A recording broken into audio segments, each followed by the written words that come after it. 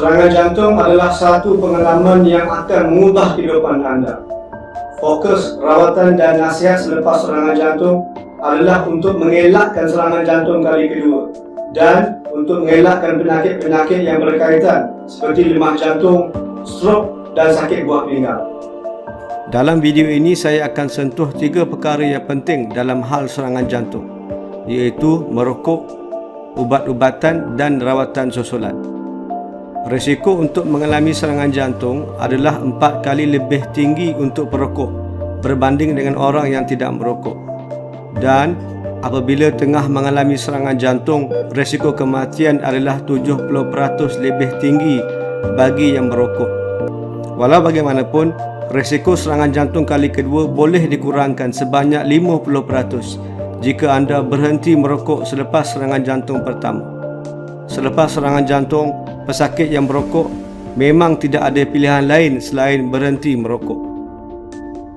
Terdapat 4 jenis ubat yang mesti diambil berikutan serangan jantung atau selepas rawatan angioplasti dan stent.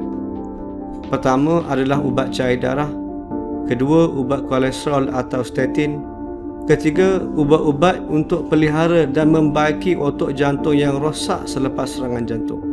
Yang keempat, ubat-ubatan untuk penyakit-penyakit yang berkaitan seperti kencing manis, darah tinggi dan lain-lain.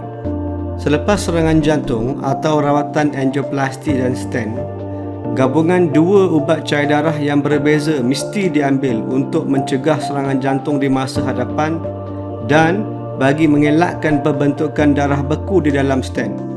Ubat-ubatan ini mesti diteruskan tanpa gangguan selama 12 bulan. Selepas 12 bulan, salah satu ubat penipisan darah akan diberhentikan. Kemudian, salah satu ubat cair darah lain perlu dimakan seumur hidup. Kombinasi ubat cair darah pertama adalah aspirin 100mg dan clopidogrel 75mg. Kombinasi ubat cair darah kedua adalah aspirin 100mg dan ubat ticagrelor 90mg sehari 2 kali. Adalah penting untuk saya ingatkan bahawa pembentukan darah beku di dalam stent akibat berhenti ubat cair darah adalah satu komplikasi yang sangat serius dan boleh menyebabkan kematian. Jika anda ada keperluan untuk ubat-ubatan ini diberhentikan untuk jangka masa sementara, sila bincang dengan saya dulu atau hubungi pakar jantung anda. Kumpulan ubat yang kedua perlu dimakan selepas serangan jantung atau rawatan belun dan stent adalah ubat kolesterol ataupun statin. Ubat yang paling biasa digunakan adalah atorvastatin 40mg atau ubat rosuvastatin, Crestor 10 atau 20mg. Terdapat hubungan langsung antara tahap kolesterol dan risiko serangan jantung pada masa akan datang. Lagi rendah kadar kolesterol LDL anda, lagi kurang risiko serangan jantung sekali lagi. Semua pesakit jantung perlu makan ubat kolesterol, tidak kira apa kadar kolesterol anda semasa kena serangan jantung. Selain dari ubat cair darah dan ubat kolesterol, ubat-ubat yang lain mungkin diberikan untuk memperbaiki, menguatkan dan melindungi otot jantung yang rosak.